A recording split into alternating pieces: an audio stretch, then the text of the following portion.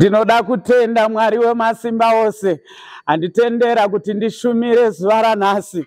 Mwari achitibatsira nekutipa nyasha, kuremekedzwa nekukudzwa nembiri yose zvidzokere pachigaro chaMwari wemasimba ose, iye asingafi, asingashanduki, asingafambi rwendo, asiri mutsauri wevanhu, mutsvene-tsvene paugaro hwake utsvene. Ngaakudzwe, apiwe mbiri nokuti wakaifanira. Nyasha dzake hadziperi, simba rake hariperi, kururama kwake hakuperi kunosvikira kumarudzi nemarudzi. Iye ngaaongwe, apiwe mbiri yose nokuti wakarurama. Ndinoda kutenda Mwari wemasimba ose zvekare, ndichiremekedza Bishop A.D. Madawo, vanova mutungamiriri weChurch Apostolic Faith Mission in Zimbabwe. Ndoda kuvatenda pamwe chete nemakurukota ese avanoshanda nawo. Ndoda kutenda mangwanani ano nemukana unoyo watawana kuti tiende pamberi paMwari. Ndingokuinikareja kuti tiende pamberi paMwari. Ndoda kukuinikareja netaito inoti kana Mwari akada hake. Kana Mwari akada hake. Kana tikaenda kubhuku raMatthew chapter number 8 kutanga pavhesi number 1 inoti wakati aburuka pagomo, vanhu vazhinji vakamutevera. Tarira, munhu una maperembudzi akauya kwaari akamunamata akati, Ishe, kana muchida munogona kundinatsa. Akatambanudza ruoko rwake akamubata akati, ndinoda chinatswa. Pakarepo maperembudzi ake akanatswa. Vadikani hama, maperembudzi tinoaziva kuti chaiva chirwere chinoti kana chikakubata, vanhu vanenge vasingachadi kugara newe, vanhu vanenge vasingachadi kudya newe, vanhu vanenge vasingachadi kugeza pawagezera. Asi kana Mwari akada, ndati kana Mwari akada, situation iyo yawakatarisana nayo yakuti vanhu vakakutarisa vanokusema, havadi kufamba newe, havadi kukurukura newe. Asi ndauya kuzokuinikareja mudikani kuti ukaenda pamberi paMwari, nokuti bhuku inojekesa kuti anoenda pamberi paJesu andokubva apfugama akamunamata akati, kana muchida munogona kundinatsa. Ndinofarira Jesu nokuti anotambanudza ruoko rwake oti ndinoda chinatswa. Anotambanudza ruoko rwake oti ndinoda chinatswa. Ndinotenda kuti ndiri kutaura nevamwe mai vane mwana asingachadiwi muraini, vane mwana asingachadiwi munharaunda nekuda kweunhu hwake. Umwe apedza zvinhu zvevanhu achiba nokuda kwemadrugs. Asi ndauya kuzokuinikareja mwana wangu kuti kana ukapfugama ukanamata, Mwari akada hake mwana wako anovasopa. Mwari kana akada hake upenyu hwemwana wako hunochinja.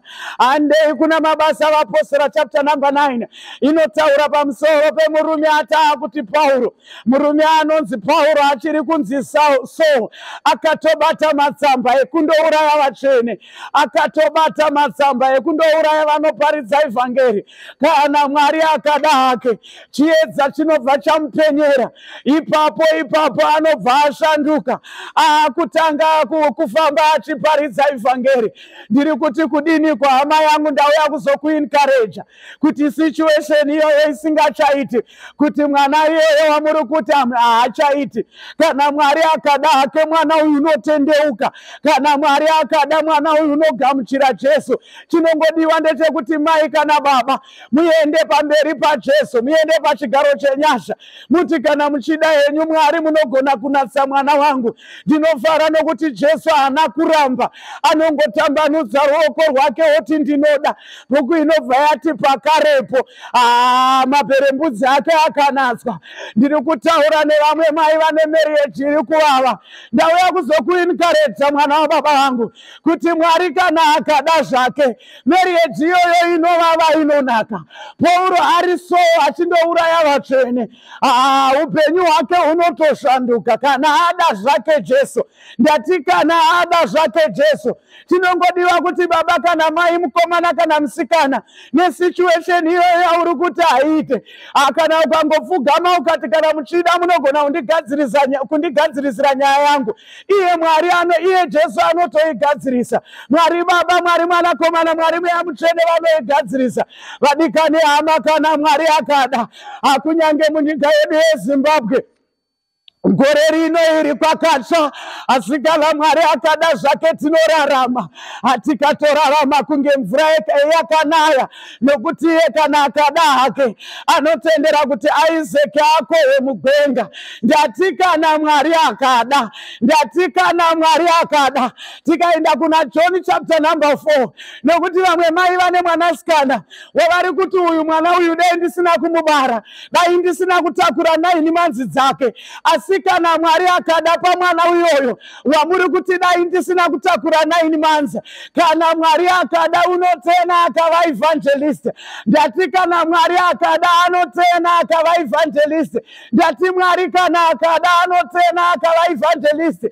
John chapter number 4 ine mukadzi aitotaimira kuenda kundochera mvura zuva nguva yake ega, achitya nekuti aiva fambi. Asi ndinofara nekuti shoko raMwari rinotaura kuti paanosangana naJesu patsime, upenyu hwake hunoshanduka. Obva atanga kufamba achiparidza evhangeri. Nezuvo kwakavira iri fambi, asi the next day manheru angava an evangelist.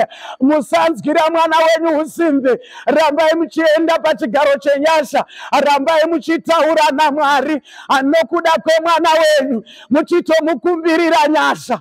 Nokuti murume ane maperembudzi anoti Mwari kana mukada henyu, anoti Mwari kana mukada henyu. Kana Mwari akada vadikane. Luka chapter number 7, kune chirikadzi inobatwa maoko, asi vanhu vaakunanga kutondoiga. Vadikani munyika yedu yeZimbabwe tinoziva kuti mukaona chitunha chaakubuda mumba, tinenge tatochera makuva zvese tapedza, maspichi vatorova. Patikana Mwari akada maspichi vapedza, wakafa unomuka. Ndati kana Mwari akada maspichi apera, vachiti uyu atova pfambi. Kana Mwari akada maspichi apera, vachiti uyu waparara nemadrugs. Kana Mwari akada hake munopembera nemufaro kutoparidza Kristu.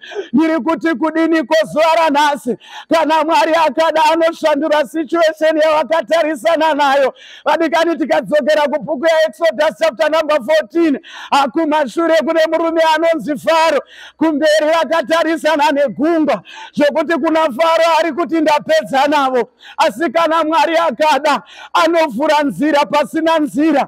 Kana Mwari akada anovhura nzira mugungwa. Kana Mwari akada zvake unotsemura madziro nezai sando dziripo kuti iye akudzwe, kuti iye atore mbiri yake.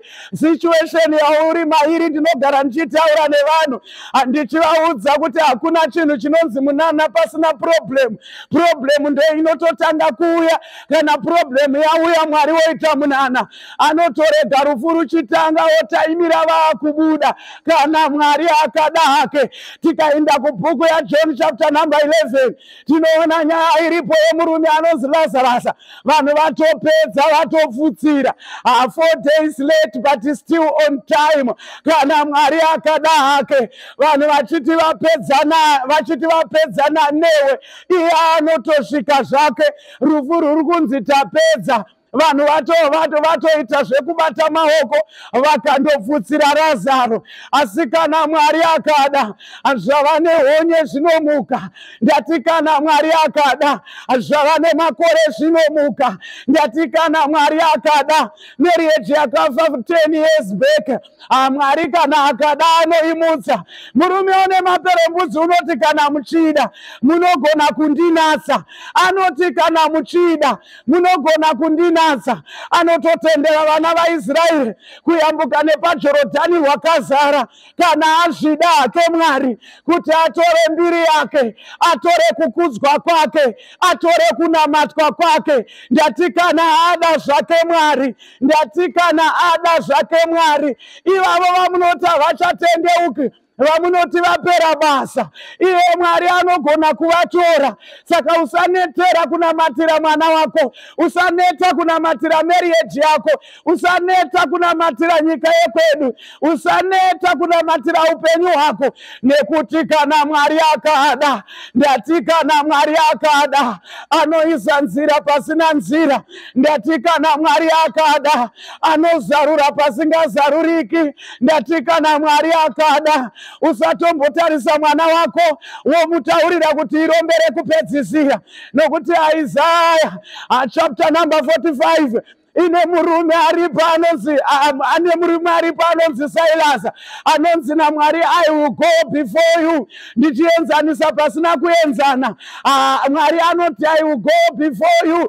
Ndichizarura madhoyo endarira. Mwari anoti I will go before you. Ndichikuratidza ufumi uri munzvimbo dzakavanzika. Kana iye Mwari ada hake. Psalm 126 inobva yataura kuti Mwari we, pamakadzosa vatapwa vedu takaita kunge setinorota.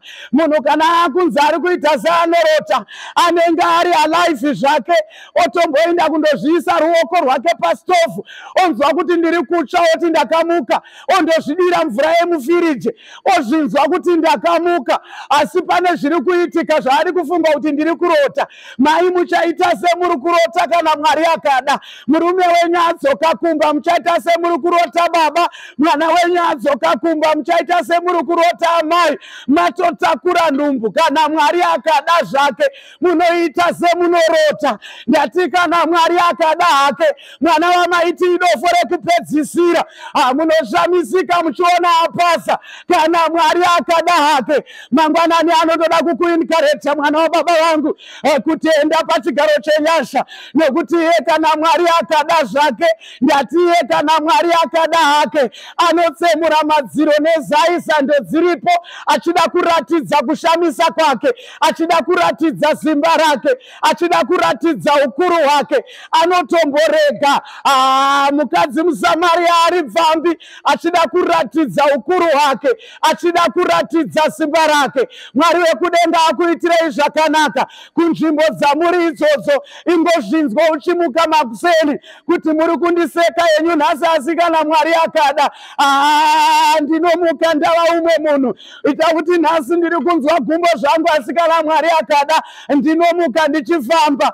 Nhasi handina basa zvangu, asi kana Mwari akada ndinomuka ndaakushanda. Nhasi mwana wangu hana mati hake, asi kana Mwari akada anondoridza mainstruments kuchechi. Nhasi murume wangu hasi kuna mati ari kudhakwa, asi kana Mwari akada hake ndinofara, nekuti Mwari anototi kumurume une maperembudzi, ototambanudza ruoko rwake, obva ataura kuti ndinoda chinatswa.